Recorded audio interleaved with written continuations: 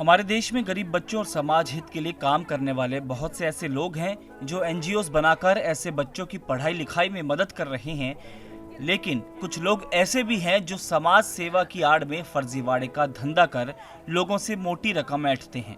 और ऐसे लोगों की वजह से उन लोगों को भी परेशानियों का सामना करना पड़ता है जो सच में समाज हित में काम करना चाहते हैं। इन फर्जी एनजीओ के बारे में जानने के लिए ईटीवी भारत ने सीएम सिटी करनाल का जायजा लिया और जांच पड़ताल कर जानने की कोशिश की कि यहाँ पर कितनी संस्थाएं ऐसी हैं जो रजिस्टर्ड हैं और जो रजिस्टर्ड नहीं हैं उन पर क्या कार्रवाई की जाती है। इस बारे में Karnal district register of firm and society Haryana विभाग के असिस्टेंट डायरेक्टर सचिन से जब हमने बात की तो उन्होंने बताया कि हमारे जिले में अब तक 5600 संस्थाएं रजिस्टर्ड हैं जो हमारे अंतर्गत काम कर रही हैं।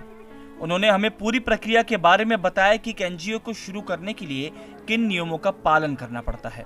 इसमें मैं आपको प्रोसीजर थोड़ा सा बताना चाहूँगा। गवर्नमेंट ने फैसिलिटेशन के लिए जो है ऑनलाइन पोर्टल एक डेवलप किया हुआ है जो एक्ट के हिसाब से इंटीग्रेटेड है। उसमें क्या है कि जो साइट का नाम है वो है haryanaindustry.gov.in। उस पर जाके एप्लीकेंट अपनी यूज़र आईडी पासवर्ड बना करके क्रिएट करके वो यहाँ पे अप्लाई कर सकता है। उसके ऊपर जो फर्दर कॉरेस्पॉन्डेंस होती है वो हमारे ऑफिस के हिसाब से होती है। कुछ भी किसी भी चीज़ की डिस्क्रिपेंसी पाई जाती है तो उसको कम्युनिकेट की जाती है with in RTS system. Time bound manner के अंदर जो है इसकी जो अप्रूवल और जो कॉरेस्पॉन्डेंस है वो होती है हमारे ऑफिस की तरफ से।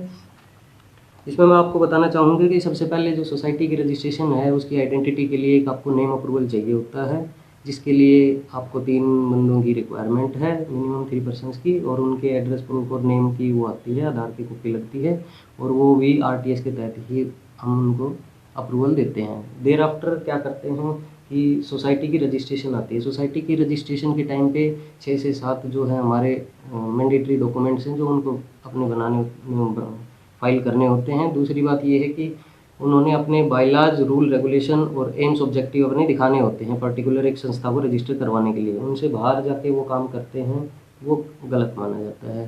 तो उसमें मैं आपको कहना चाहूँगा कि जो संस्था रजिस्टर नहीं हुई है वो हो सकता है किसी और संस्था के पास, जैसे गवर्नमेंट ऑफ इंडिया के पास हो सकता है, इसमें एनजीओ में रजिस्टर हुई हो, या तहसीलदार जो कंसर्न होते हैं वो ट्रस्ट के तहत भी हो सकती है। इस बारे में मैं ये नहीं कहना चाहूँगा कि भाई वो रजिस्टर नहीं हुई हो सकता है वो रजिस्टर हुई हो। हमारे पास जहाँ तक रजिस्ट्रेशन का वो है तो हम इसमें बताना चाहेंगे कि अगर एम्स एंड ऑब्जेक्टिव से बाहर जाके जो संस्था काम करती है वो गलत है। वहीं वरिष्ठ अधिवक्ता शक्ति सिंह ने कहा कि जो फर्जी तौर पर संस्था का नाम लेकर पैसे ऐंठने का काम करते हैं उनके ऊपर आईपीसी की धाराओं के तहत मामला दर्ज किया जाता है और सरकार को भी इन संस्थाओं पर नजर रखनी चाहिए और हर साल उनकी ऑडिट होनी चाहिए ताकि फर्जीवाड़े पर नजर रखी जा सके। ये अपराध पर निर्भर करता है कि वो किस तरह का उन्होंने अपराध किया है और वो किस जुर्म के अंतर्गत आता है, उसी के अनुसार उन पर कार्रवाई होती है। इस पे मैं एक सरकार से अनुरोध करूंगा कि ये इस तरीके की जितनी भी एनजीओ देश में या प्रदेश में बनी हुई है उनको चेक किया जाए। पहले जो रजिस्ट्रेशन होता था वो कुछ रजिस्ट्रेशन ऐसे होते हैं जो तहसील से रजिस्टर्ड होते हैं, वो एक बार रजिस्टर्ड हो गए तो उसके बाद जीवन भर उस पर कोई चेक नहीं होता। दूसरे जो है वो सोसाइटीज रजिस्ट्रेशन एक्ट के तहत या जो कंपनीज एक्ट, ट्रस्ट एक्ट के तहत रजिस्टर्ड होते हैं, उनका सालाना जो लेखा जोखा है उनकी चेक होना चाहिए और वो ऑडिट होना चाहिए।